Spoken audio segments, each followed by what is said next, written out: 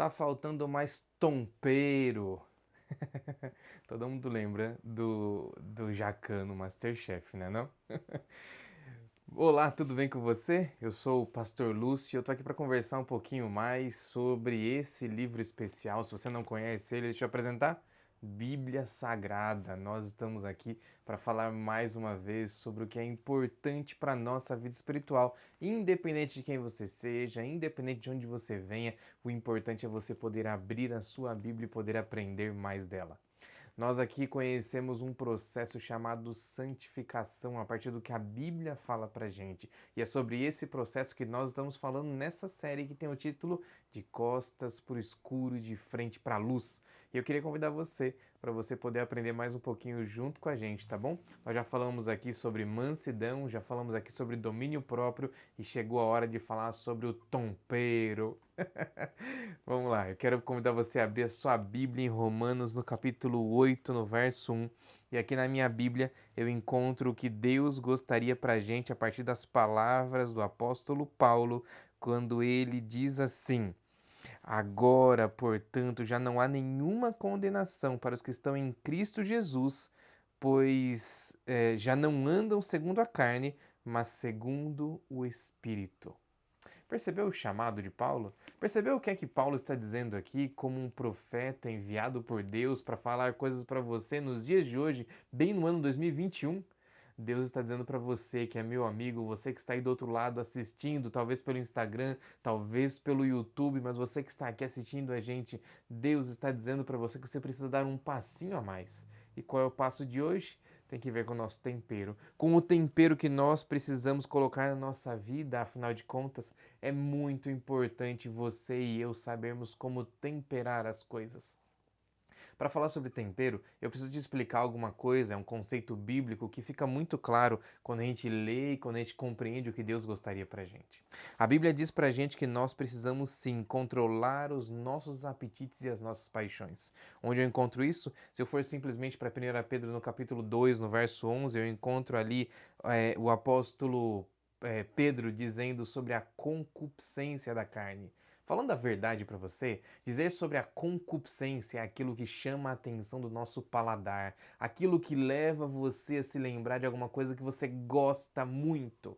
Eu tenho algumas coisas que eu gosto muito e que é um desafio gigantesco. Não estou dizendo que eu venci, presta atenção, mas é um desafio gigantesco ficar longe. Quer ver só uma coisa que eu gosto muito e que é muito boa, mas que de vez em quando a gente precisa fugir? Eu gosto tanto de um pãozinho quentinho, feito, tirado do forno na hora, mas eu sei que se eu comer 2, 3, 4 pães inteiros, vai fazer mal para mim.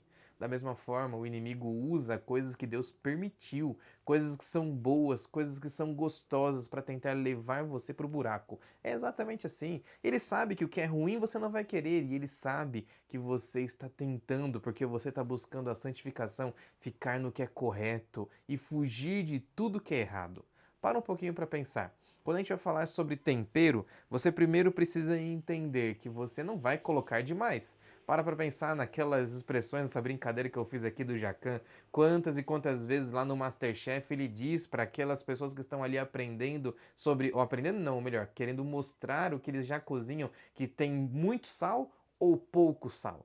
O sal é um tempero que fica muito claro para a gente poder entender, porque se ele não estiver na medida certa, a comida fica horrível. Por isso, eu e você precisamos também aprender a temperar a nossa vida. O que é errado e você não vai colocar, você não pega um vidro de veneno e derrama dentro da comida, mas o que é certo, o que Deus permitiu, você agora precisa fazer uma escolha na sua vida para poder dizer o quanto você vai conseguir colocar nela e o quanto isso vai fazer bem para você. Talvez seja alguma bebida, talvez seja alguma comida, alguma coisa que te chama muito a atenção, algum comportamento, talvez seja algo que Deus deu para você como um presente, mas que se você aí não tomar cuidado, se você não usar a temperança, você vai acabar sendo levado pelo inimigo com essas coisas que parecem boas, mas que quando usadas em excesso te tiram do caminho de Deus. Deixa eu dar um exemplo para você. A Bíblia e Ellen White falam muito sobre uma coisa chamada embotar a mente. Ellen White, principalmente. Ela diz assim: quando a gente não cuida da nossa saúde, quando a gente não cuida da nossa alimentação, quando a gente não cuida do que a gente coloca da boca para dentro, a gente está embotando a nossa mente. E para te explicar o que significa embotar, eu vou te contar uma história. Alguns anos atrás, nós pegamos o carro, eu e minha esposa, Dayana, e nós fomos até uma cidade que nós chamamos de Cidade Maravilhosa, o Rio de Janeiro. É um lugar lindo, é maravilhoso mesmo. Aquele lugar foi abençoado por Deus, pelas montanhas, pela maneira como alguns pontos turísticos estão colocados ali. Tinha uma coisa que eu já conhecia, mas a minha esposa não tinha visto, que era o Cristo Redentor. Aquela imagem fica um dos pontos mais altos do Rio de Janeiro, e ali, quando você sobe naquele lugar, você consegue ver toda a cidade, inclusive a Baía de Guanabara, que é um cenário lindíssimo. Nós queríamos chegar naquele lugar, então nós separamos ali o nosso dinheiro, viajamos para aquele lugar, pagamos o trem que leva você até o topo do Cristo Redentor, ali do lugar onde ele foi colocado. E nós chegamos num momento maravilhoso, tinha sol, nós conseguíamos ver lá debaixo da montanha o Cristo Redentor, mas quando nós entramos no meio da mata e o trenzinho foi passando pelos pontos onde ele para, nós não percebemos, mas uma nuvem parou em cima do Cristo Redentor. Nós chegamos então no último ponto, descemos ali, você que já foi nesse lugar, lembra que onde o trenzinho para ainda faltam 2 lances de escada. E ali quando nós começamos a subir os 2 lances de escada, olhando para aquela imagem ainda de costas, nós queríamos muito ver o Cristo Redentor. De repente, uma nuvem parou ali. E nós, ao pé do Cristo Redentor, não conseguimos ver nem um pouquinho daquela imagem colocada ali pelo homem. Nós estávamos no lugar certo, nós estávamos num lugar legal, nós queríamos ver tudo, mas tinha agora uma nuvem sobre nós.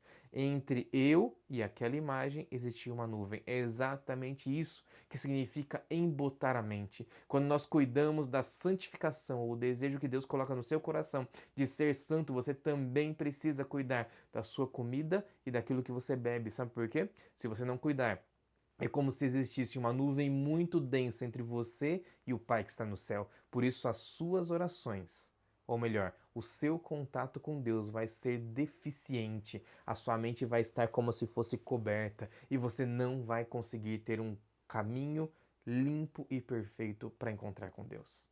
Lógico que Deus pode livrar você disso, mas lógico que nós precisamos dar o nosso passo. E o nosso passo, aquilo que nós precisamos fazer, é o que está escrito no livro de Romanos, no capítulo 12, no verso 1. E eu quero convidar você para abrir sua Bíblia aí, Romanos, no capítulo 12, no verso 1. E esse texto é maravilhoso e nós já repetimos muitas e muitas vezes, mas ajuda a gente a poder ter uma ideia maravilhosa do que Deus gostaria para a gente.